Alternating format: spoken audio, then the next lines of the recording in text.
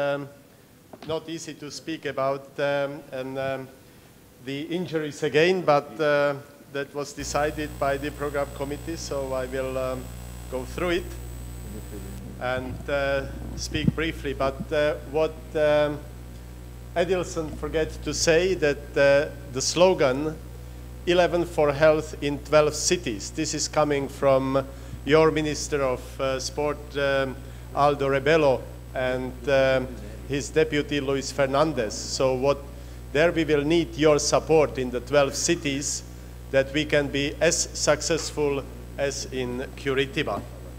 So now we are coming to the warm-up program, the 11 plus, the complete warm-up to prevent injuries. And we are going in prevention of that kind of injuries.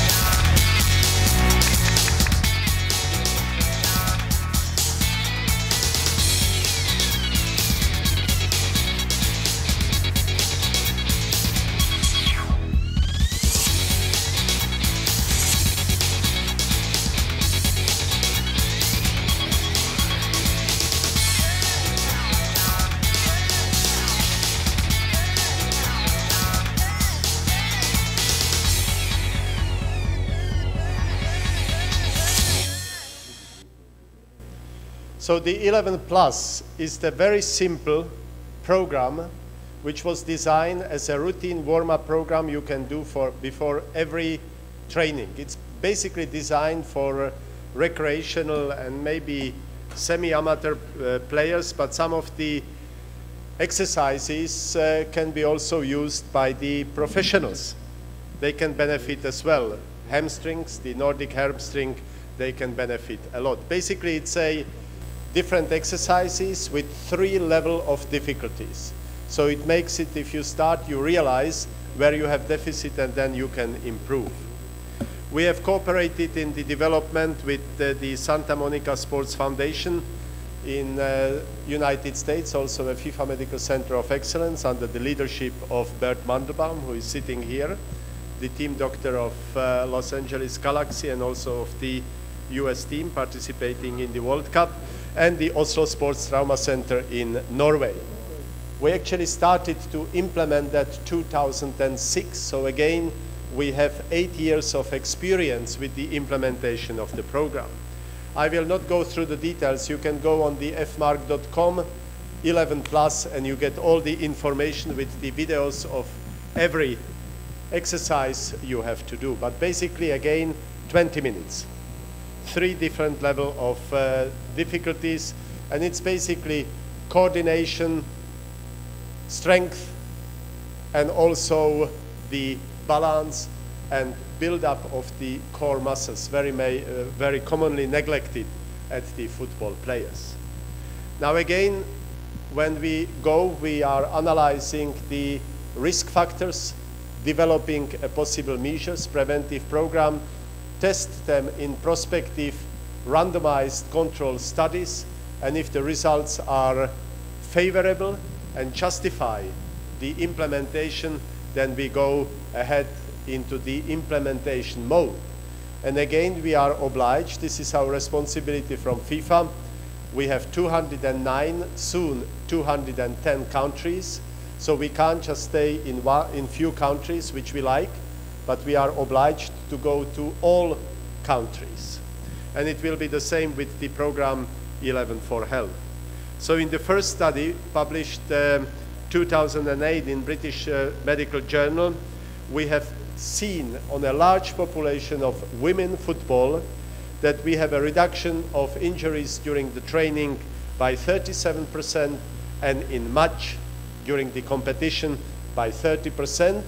For severe injuries, up to 50%. Severe means rupture of cruciate ligament and similar. We published 2008 and follow-up studies on the implementation 2010, 2013. Again, you can look at the FIFA.com or F-Marc.com. You will find all the relevant publication.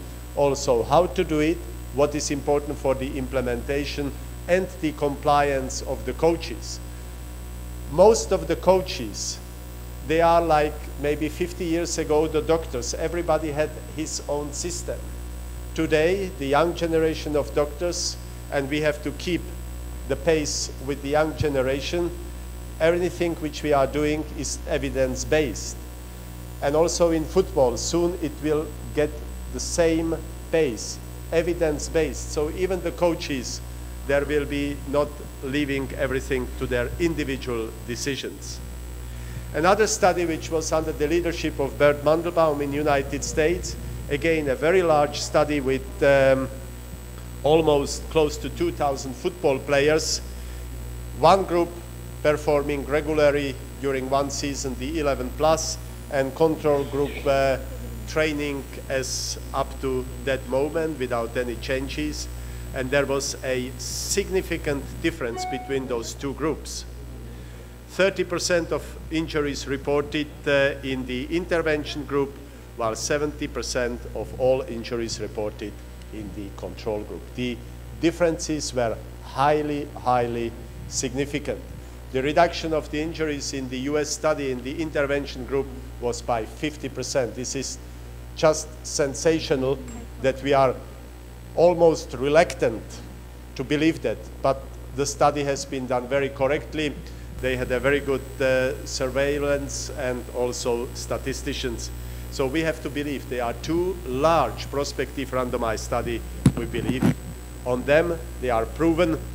And how to do it? We have to educate the coaches. They are the most important, and they will also see and have to realize the better compliance of the team, the more reduction of the injuries. That's as simple as it said. The coach and the player must understand why prevention is important. You just don't get injured. And we have to cooperate with the physiotherapist, with the athletic training coach, with the conditioning coach, and others related to the paramedical personnel. The education and compliance are crucial, or is the key. The education of the surrounding staff and the compliance is the key. The more you do, the less injuries you will have. Again, here we cooperate with the member association in Brazil with the CBF, and I have to really compliment and applaud Jose Runco. I think he's still in the audience. He was really pushing it, not only through the top league in Brazil, but also getting down at the recreational level. And I think this is the way. We doctors are finally responsible, and we have to be in charge of disseminating those programs. Meanwhile, some of the major footballing countries implemented or decided to implement on nationwide scale. One of your potential competitors, Germany, that was for us the biggest reward. The Germans, they are very conservative, and if the idea is not coming directly from there, then they are very reluctant. But they accepted the scientific evidence, and the Deutsche Fußballbund decided a year ago to implement until 2015 the 11 plus to every of the 27,000 organized clubs in Germany. And they are on the best way. And it is all the expenses are covered by the Deutsche Fußballbund. So watch the Germans during the World Cup. But also the other major footballing countries like Japan, Italy, Spain, and now also Brazil. And the most recent one, I was underestimating the popularity and the impact of football, is Iran. Iran is extremely well organized. They have 2 million licensed football players. It's probably the third or fourth biggest football association. And they have also decided to implement the program into every club in Iran. So again, here we use the football players, the role models. Here you have one of your group, and we need them because they are the examples and people are mimicking them. World champions Spain have incorporated various exercises from the program into their training sessions. It all started in 2003. You can watch it on the internet because we are heavily behind the time. So those are the countries which we at least presented in a course, or countries where already the program has been implemented. It's under the supervision or leadership of one of our collaborators. It's Dr. Mario Bizzini. I think many of you have seen him in Brazil. He's very enthusiastic. He is physio, and he used this kind of work to reach his PhD, his academic recognition at the University of Oslo, and we are very proud about that. Now with this, I will finish my talk, but I will come to the high-risk sport. I am still active athlete. I am competing in water skiing, as Michel Dog have said, at the national level, not on international. So those who want to compete with me during the World Cup, I am every morning at 7 o'clock in the Laguna in Rio de Janeiro. I will have my private preparation because the Swiss National Championship is just 1 week after the World Cup. So I have to keep with the training.